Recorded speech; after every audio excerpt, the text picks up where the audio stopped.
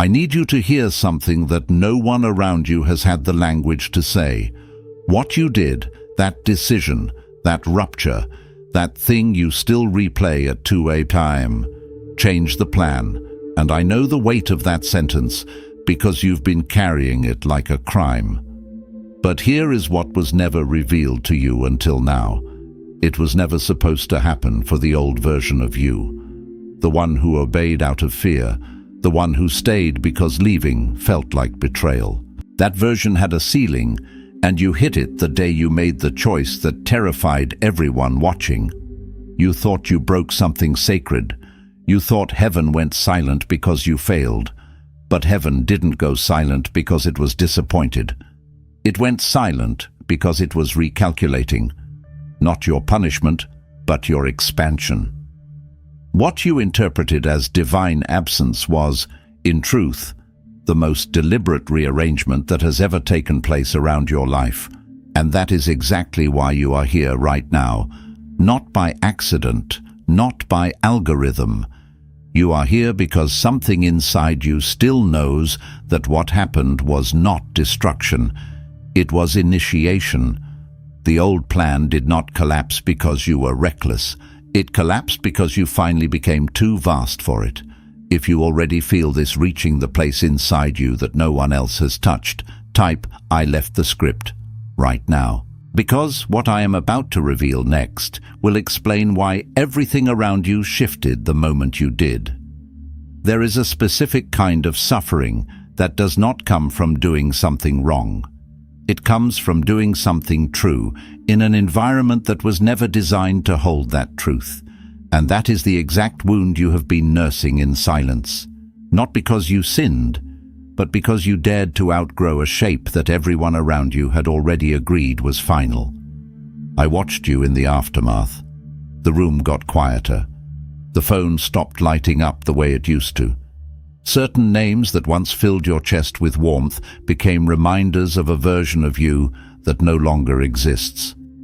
And in that silence, a voice crept in, not mine, whispering that you had thrown away the blessing, that you had been ungrateful, that the ache in your stomach was heaven's way of confirming you made the worst possible move.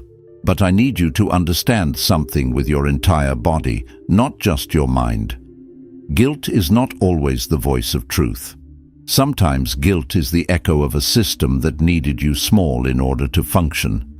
Sometimes guilt is the tax that obedience charges when you finally stop paying. You feel it not because you went against my hand, but because you went against every comfortable expectation that had been placed on your shoulders. And the weight of all those collapsed expectations landed directly on your chest. Think about what actually happened. You looked at a road that everyone praised, and something inside you, something that had no logical explanation, said no. Not out of arrogance, not out of rebellion, out of a recognition so deep it bypassed your own reasoning. You didn't have a 5-year plan for what came next. You didn't have guarantees. All you had was a knowing that was louder than the fear, and you followed it into a place that had no name yet. That is not disobedience. That is the most dangerous form of faith that exists, the kind that moves without a map, because the map had already reached its edge. The word says it plainly. Do not conform to the pattern of this world, but be transformed by the renewing of your mind. Romans 12:2 was never a decorative verse for journals and wallpapers. It is a surgical instruction. It tells you that transformation requires an act of non-conformity so deep that the people still living inside the old pattern will interpret it as betrayal. The verse does not promise that renewal will feel safe. It promises that renewal will feel like tearing, because it is. Old mental structures do not dissolve gently. They crack, and when they crack, everyone standing on them feels the tremor. So yes, people were shaken. Relationships shifted. Doors that once opened with a smile now hesitate. But I need you to trace the origin of that disruption honestly. Did it begin with malice? Did it begin with selfishness? Or did it begin with a moment when you finally refused to betray the voice inside you that had been suffocated for years? Be precise with your answer, because the enemy's oldest strategy is to make you label your bravest act as your greatest failure. I saw you the night after it happened. You sat still, staring at nothing, and the only sentence running through your mind was, "What have I done?" You replayed conversations. You imagined how they were talking about you. You searched for proof that heaven was still close, and the silence felt unbearable. But that silence was not abandonment. That was the pause between two songs, the old melody fading out, and the new one gathering its first breath before it begins. Nothing was broken in that silence. Everything was being retuned. The guilt you have been carrying is not evidence that you strayed from my purpose. It is evidence that you shattered a container that was familiar but expired. And the grief you feel is not for the blessing you lost. It is for the comfort of certainty. You are mourning the ease of having a script, the simplicity of knowing exactly what was expected. But that simplicity had a cost you were no longer willing to pay. The slow burial of the person I actually called you to become. Here is what frightens the enemy most about your situation. You did not leave the old line and fall. You left the old line and survived. You are still standing, still breathing, still searching. That was never supposed to happen in his calculation. The plan was that the guilt alone would drag you back to the place you escaped. But it didn't. You are still here, wounded, yes, exhausted, absolutely, but unmoved. And what should terrify every force working against you is this: heaven did not collapse when you walked away from the expected line. Heaven began to quietly, precisely, irreversibly recalculate around you. If you are done mistaking your growth for a crime, write it where I can see it. I will no longer confuse expansion with mistake. Because what comes next will show you exactly what was activated the moment the old structure fell. Now I need to dismantle a lie that has been sitting in your chest, disguised as wisdom. You looked at everything that fell apart.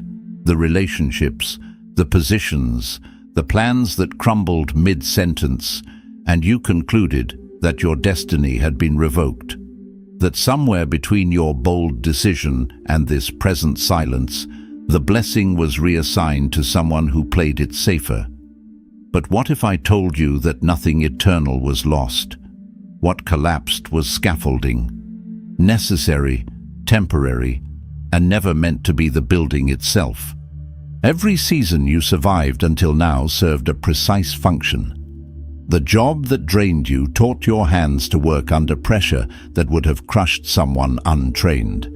The friendship that slowly poisoned your confidence sharpened your ability to detect manipulation in under 3 seconds. The environment that demanded your silence built inside you a voice so compressed that when it finally speaks, it carries the force of years. None of it was wasted, but none of it was the destination either. Here is where most people collapse in their interpretation. They mistake the training facility for the promised land. They furnish the waiting room and then panic when the door finally opens, because leaving a decorated cage still feels like loss. You dressed that old life with meaning, loyalty, identity, and when it ended, you grieved it as if the future had died alongside it. But the future was never stored inside that structure. The future was stored inside you, developing quietly beneath every disappointment, every swallowed scream, every night where sleep refused to come. I want to speak directly to what your body has been experiencing, because your mind is not the only thing processing this shift. The fatigue that sits behind your eyes, even after a full night of rest. That is not laziness. Your emotional bandwidth shrinking to the point where a minor inconvenience feels like a personal attack. That is not weakness. The strange distance you feel from people who once made you feel alive, that is not ingratitude. Your system is recalibrating at a cellular level. Old tolerances are being removed. Former appetites are being dissolved. Things you once consumed without question now trigger a resistance you cannot explain. And that resistance is not dysfunction. It is discernment arriving in your nervous system before your conscious mind has the language for it. You are not falling apart. You are being extracted from a mold that hardened around you so gradually you mistook it for skin. And extraction is never gentle. It tears at the edges.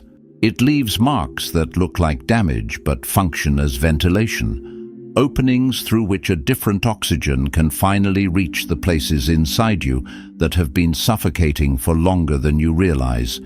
Consider a seed buried in soil. For months, the only visible reality is darkness, pressure, and confinement. If the seed had consciousness, it would assume the dirt was punishment. It would beg to return to the open air, to the hand that held it before the burial. But the burial is the prerequisite. Without the pressure of the soil, the shell never cracks. Without the crack, the root has no exit. And without the root descending into what feels like further darkness, the stem has no anchor strong enough to push toward light. You are somewhere between the crack and the first green reaching upward. The dirt is still on you. The old shell is still partially attached. Your surroundings offer no applause and very little evidence that anything magnificent is underway. But absence of visible proof has never been absence of movement. The most critical shifts in your life have always happened in seasons where nothing appeared to be changing at all, until everything changed at once. So do not catalogue these months as ruin.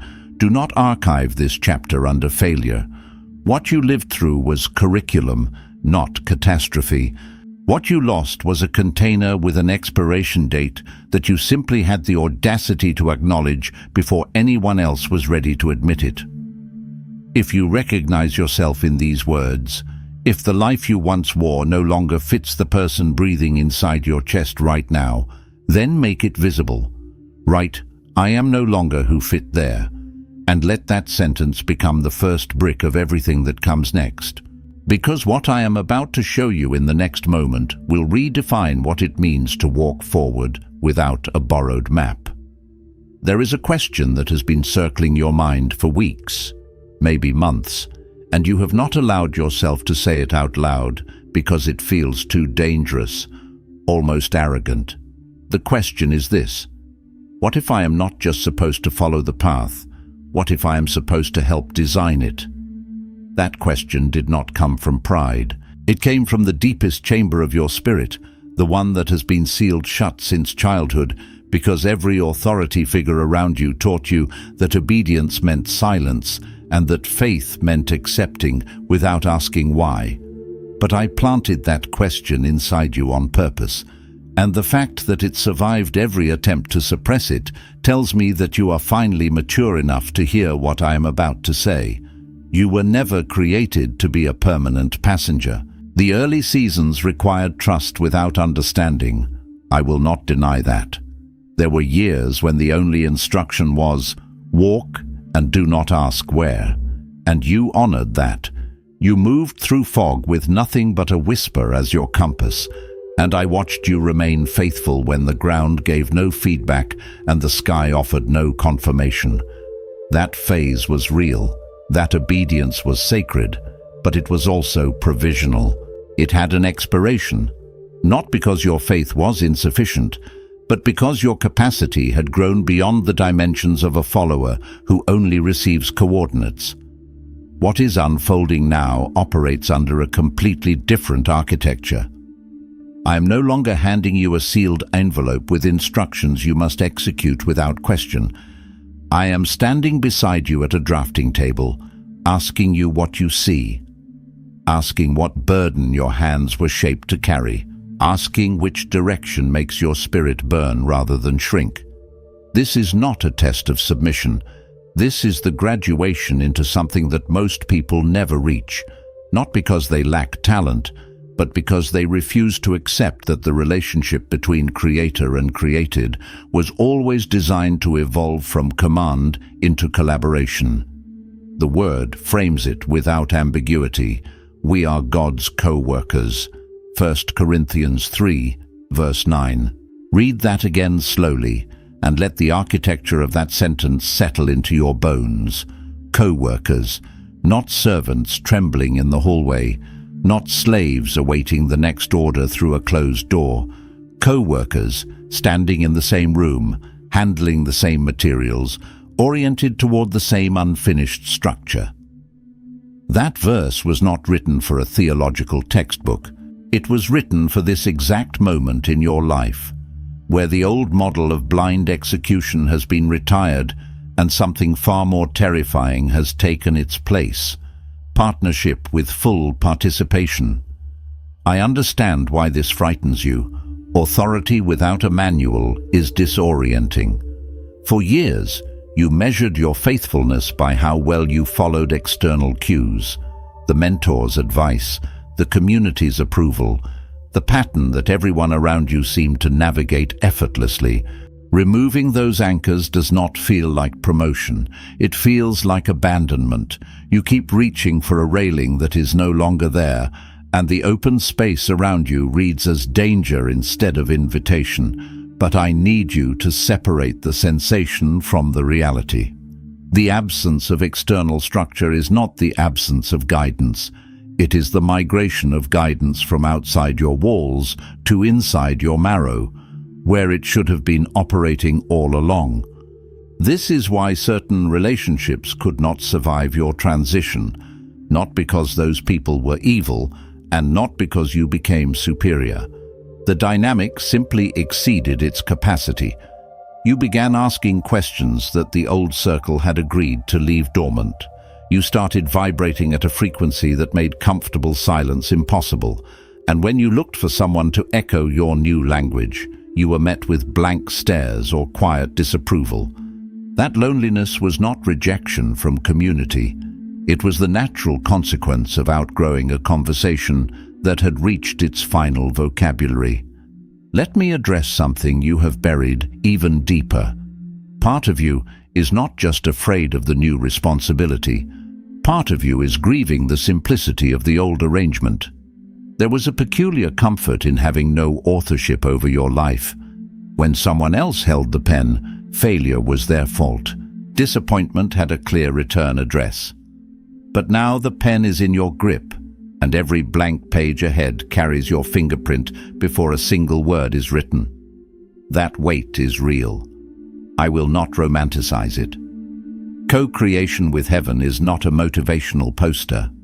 It is the most demanding promotion a human spirit can receive, because it eliminates the luxury of passivity and replaces it with the raw, unfiltered necessity of choice. But consider this, and let it reach the part of you that still hesitates. Every structure you admire in this world was built by someone who, at some point, stopped waiting for permission to begin. The cathedral was not constructed by people who sat in the field, asking the sky to lower the stones into place. The masterpiece was not painted by someone who held the brush and waited for their hand to move on its own. There came a moment, terrifying, uncertain, uncelebrated, where a human being picked up the instrument and decided to participate in making something that did not yet exist. That is where you stand now, instrument in hand. No applause in the room, no guarantee carved into the wall, only the quiet, relentless conviction that what comes next requires your active hand, not just your willing heart. And I want to disarm one final trap before you move forward. The enemy will try to frame this new season as ego. He will whisper that calling yourself a co-builder with God is arrogance dressed in spiritual language. He will point to your past mistakes and argue that someone with your record has no business touching the blueprint. But notice his method. He does not attack the unqualified. He attacks the ones whose hands are close enough to the plans to actually alter the outcome. If you were irrelevant to what is being constructed, he would leave you undisturbed.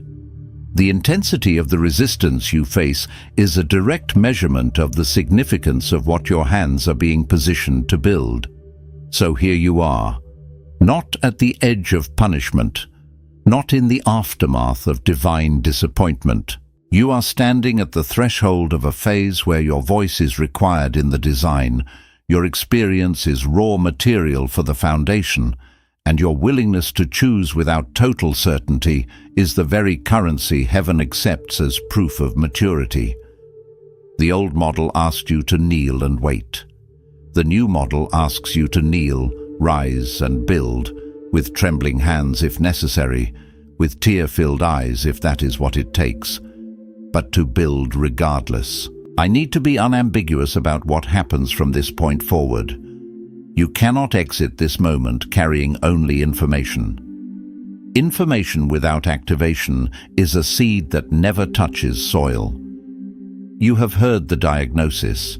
You have understood the collapse. You have seen the blueprint shift from passive obedience to active co-creation. But hearing is not sealing.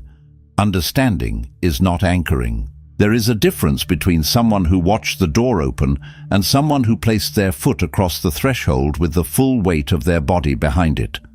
The line behind you is officially closed, not because I erased it, because you outgrew it.